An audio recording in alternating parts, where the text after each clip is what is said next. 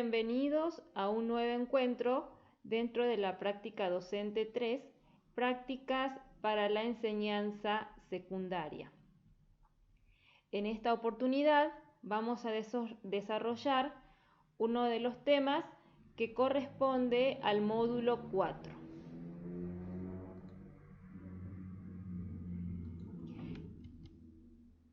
El tema que nos corresponde abordar en esta ocasión tiene que ver con la intervención didáctica y la práctica docente.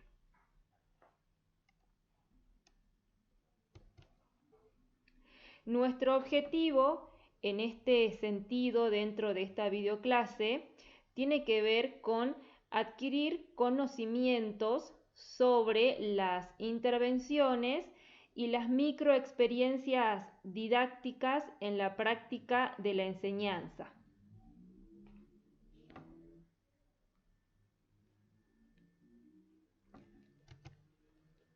Bien, los contenidos que se abordarán a continuación serán las intervenciones didácticas en la práctica de la enseñanza y también abordaremos las microexperiencias didácticas. Mencionado entonces el objetivo que nos lleva a desarrollar esta videoclase y los contenidos que abordaremos, vamos a empezar a desarrollar.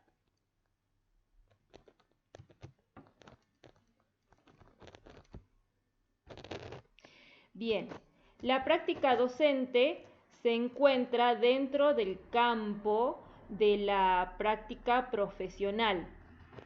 Se encuentra vinculada con los demás espacios curriculares, pero en esta ocasión ¿sí? Se centra en el hacer y el saber docente, es decir, en el saber enseñar.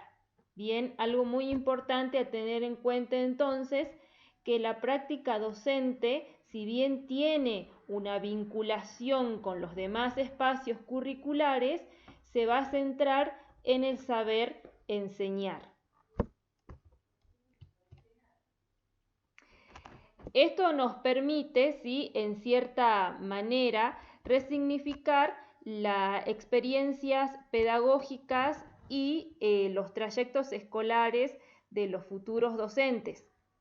Vamos a tomar entonces unas palabras ¿sí? de Tejiri, donde nos dice que la práctica docente requiere, en primer lugar, actualizar la historia aprendida como alumnos en el curso de la trayectoria escolar previa, lo que implica una disposición personal de los estudiantes y los docentes formadores para analizar aquellas matrices que pueden constituirse en obstáculos epistemológicos y pedagógicos en la formación como futuros o futuras docentes. Esto es generar los dispositivos que posibiliten revisar en forma insistente la experiencia formativa previa de los estudiantes. Para poder resignificar, ¿sí? Entonces, la práctica, el lugar de la práctica, se toma en primer lugar estas palabras, ¿sí? Del autor Tejiri. En segundo lugar, y no menos importante, tiene que ver con el poder acercar a los futuros docentes a sus ámbitos de desempeño, mostrándole la realidad de las aulas y del nivel secundario, acompañándolos y guiando su proceso de formación. Entonces, bien, vamos a empezar a describir y a conocer cuáles son aquellas microexperiencias didácticas.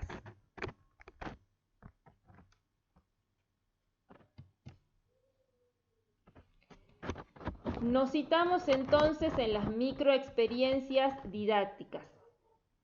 Estas tienen como fin permitir que ustedes, aprendiendo en este caso a ser profesores o profesoras, tengan la oportunidad de poder probar y demostrar el conjunto de capacidades que se construyen en el tránsito por la carrera a través de simulaciones y de intervenciones en las instituciones educativas que les permitan participar, realizando análisis y proponiendo soluciones o mejoras a situaciones o casos que se integren variadas dimensiones dentro de la práctica profesional docente, en múltiples escenarios o contextos socioeducativos.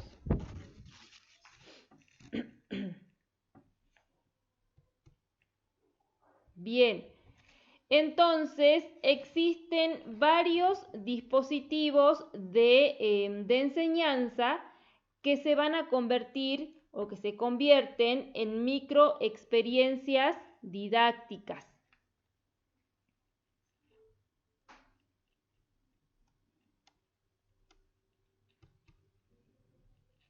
¿Pero qué son entonces las microexperiencias didácticas? Entendiendo a las mismas como adelantos de los espacios de práctica profesional, reduciendo la complejidad del complejo de enseñanza en los ámbitos reales de trabajo, que apuntan a la construcción y al desarrollo de las capacidades para y en la acción de la práctica profesional.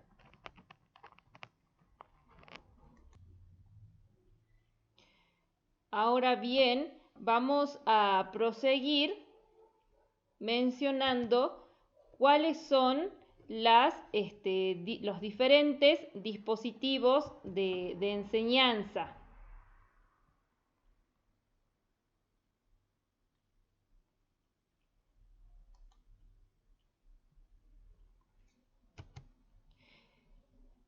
Tenemos aquí entonces a los diferentes dispositivos de enseñanza. Dentro de las microexperiencias podemos encontrar a la clase, el taller, el seminario y el observatorio. Vamos a comenzar entonces tomando a la clase. La primer microexperiencia vamos a desarrollar entonces a la clase. La palabra clase proviene del latín classis. Según su etimología, esto quiere decir que es un grupo de personas que se encuentran en un establecimiento educativo. En este sentido, sí, el docente, el profesor, es el que enseña las actividades y los estudiantes que comparten un mismo grado o un mismo orden.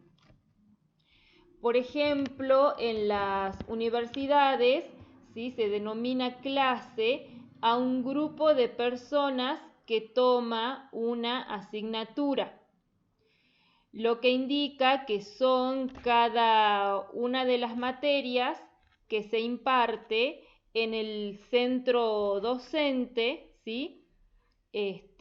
Según Terigi, es un modelo organizacional de la clase tradicional, que es un conjunto de personas de edades más o menos similares que comparten un tiempo y un espacio establecido y aprenden de manera simultánea a cargo de una autoridad pedagógica docente.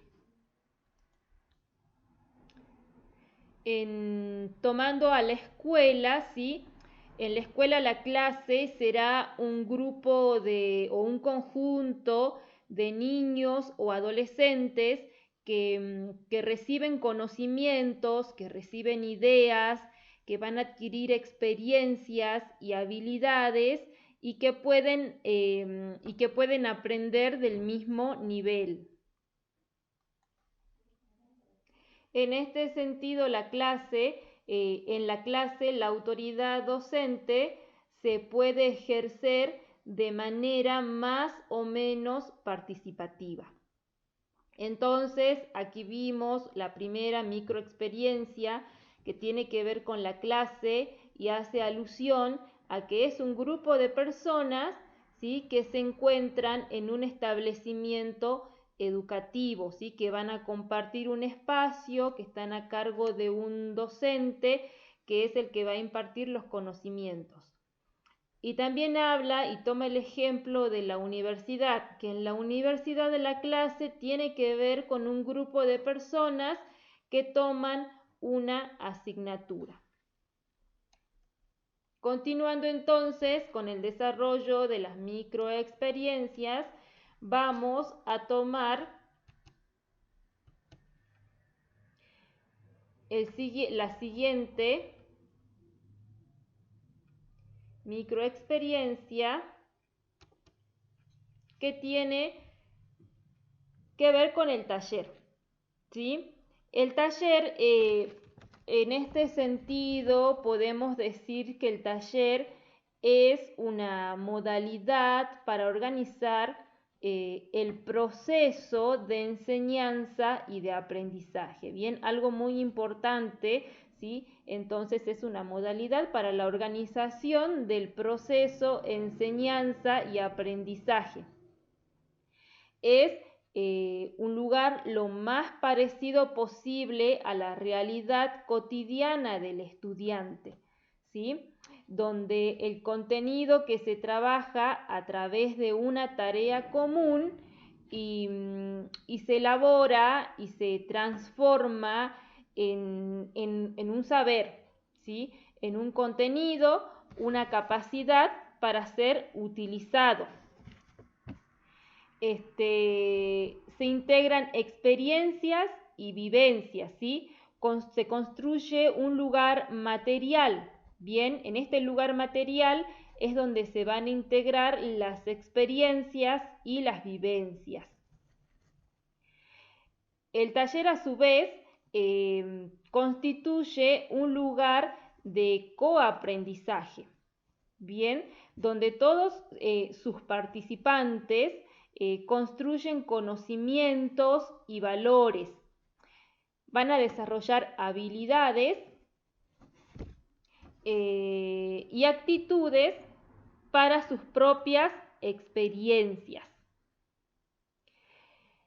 Entonces, en el taller se tienen en cuenta, ¿sí?, algunos principios que se definen en esta modalidad de enseñanza y de aprendizaje. Antes de abordar estos principios, ¿sí?, que van a definir esta modalidad de enseñanza y de aprendizaje, entonces el taller, recuerden que tiene que ser lo más parecido posible a la realidad cotidiana del estudiante, ¿sí? Va a ser un lugar entonces en donde se van a integrar las diferentes experiencias y vivencias. Esto va a ayudar a este proceso de enseñanza y de aprendizaje, ¿sí? Los miembros de este taller van a adquirir experiencias, van a desarrollar habilidades, ¿sí?, a partir de sus propias experiencias. Bien, ahora decimos que el taller tiene algunos principios. El primero es el aprendizaje en la práctica. Aquí los conocimientos se adquieren en una realidad vinculada con el campo de acción. Con el campo de acción de los participantes del taller. Se parte del qué aprender un concepto, entonces estamos hablando del ejercicio de representar o recrear. En este sentido, lo que implica es una secuencia de acciones concretas y prácticas. El segundo principio, sí, que define a esta modalidad de enseñanza y de aprendizaje es la participación. La participación de todos los miembros del taller, tanto educandos como educadores. ¿Cómo pueden participar? Pueden realizar aportes para resolver problemas concretos y para realizar determinadas tareas. Continuando entonces con los principios, ¿sí?, que se tienen en cuenta dentro del taller, vamos a mencionar a la integración.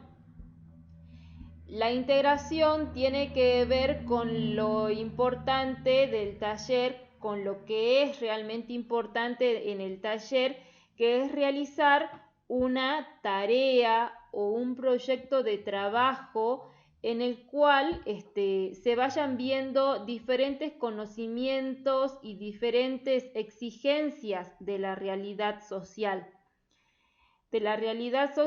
Sí, que va a brindar elementos teóricos y prácticos. Luego tenemos el siguiente principio, que es la interdisciplinariedad, ¿sí? La interdisciplinariedad es lo que quiere decir que el taller debe permitir o debe facilitar la articulación e integración. Bien, la interdisciplinariedad entonces hace alusión a la articulación y a la integración. ¿De qué? De las diferentes perspectivas en el análisis de una realidad que es común en todos los participantes.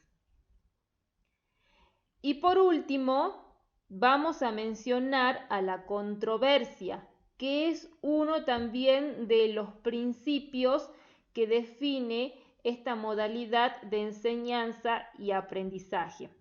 La controversia, es decir, que durante la integración del taller se van a confrontar diferentes y distintos puntos de vista. Esto puede generar conflictos sociocognitivos, ¿sí? Pero para que las controversias sean constructivas deben cumplir las siguientes condiciones. El grupo debe ser lo más heterogéneo posible. La información que se intercambie tiene que ser relevante, que el grupo tenga tendencia a discrepar sin desvalorizar los planteamientos de los demás, ¿sí? En el taller tiene que generarse la capacidad de empatía de los participantes. Entonces, aquí mencionamos los diferentes principios, ¿sí?, que se tienen en cuenta para poder definir esta modalidad de enseñanza y aprendizaje. Bien, uno tiene que ver con el aprendizaje en la práctica, la participación, la integración, la interdisciplinariedad y la controversia.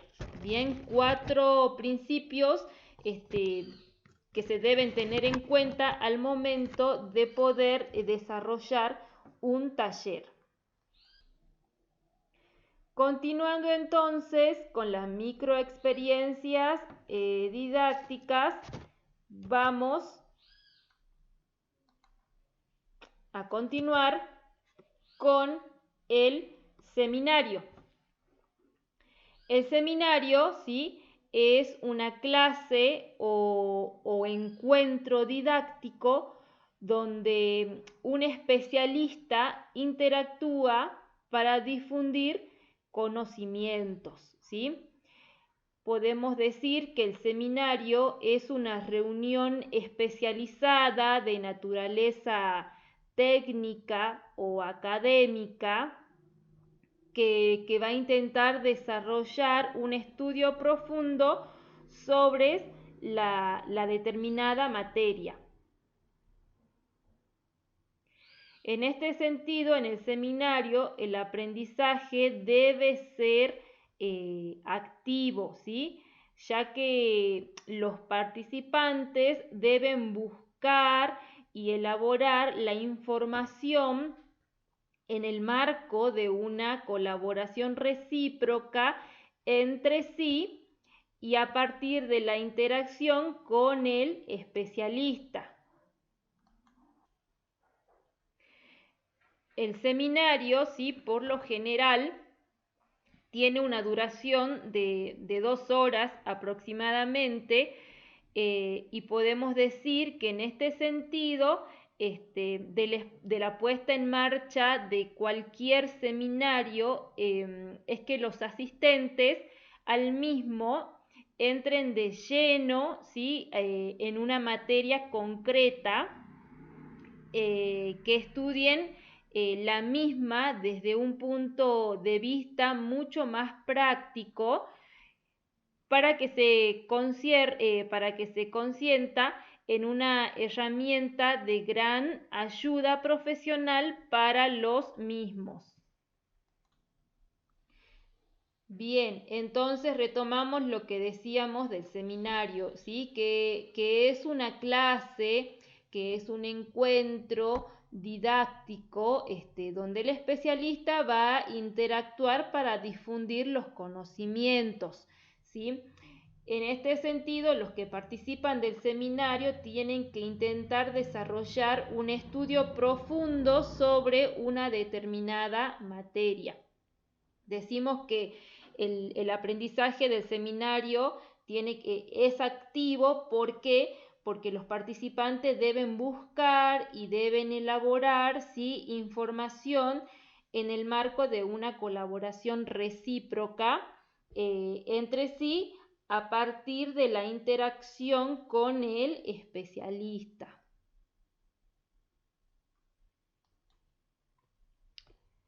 Continuando con el desarrollo de las microexperiencias didácticas,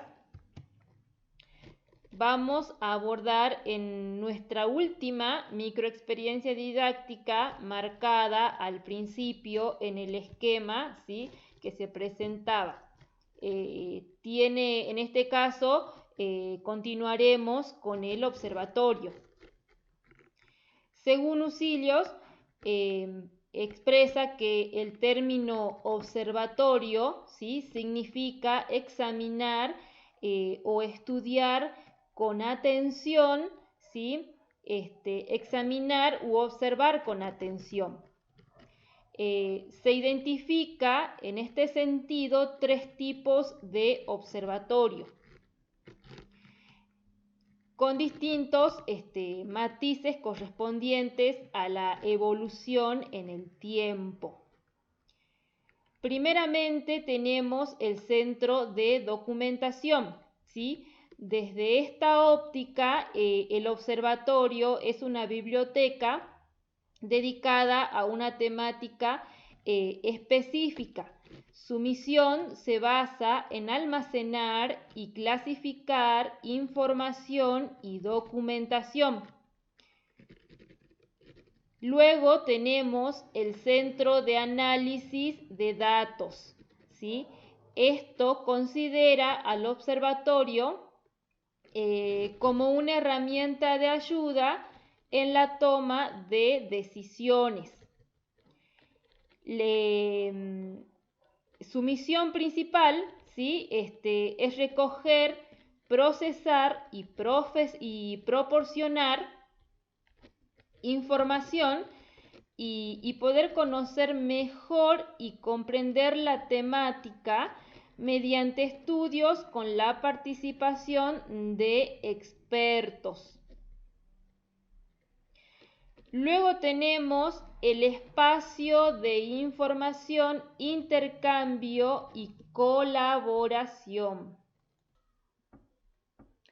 Este concepto actual de observatorio se adopta a las ventajas de las TICs y su misión es recopilar, tratar de difundir la información. También, conocer mejor la temática en cuestión y promover la reflexión y el intercambio del conocimiento y promover, bueno, la información y la reflexión del intercambio del conocimiento en la realidad. Bien, entonces aquí tenemos los tres tipos de observatorios, ¿sí? El centro de documentación, el centro de análisis de datos y el espacio de información, de intercambio y colaboración. Bien, este último, como mencionábamos, tiene que ver con las ventajas que se pueden aportar a partir de las TICs, ¿sí? Entonces, estas son las diferentes microexperiencias didácticas que quería desarrollar en esta videoclase.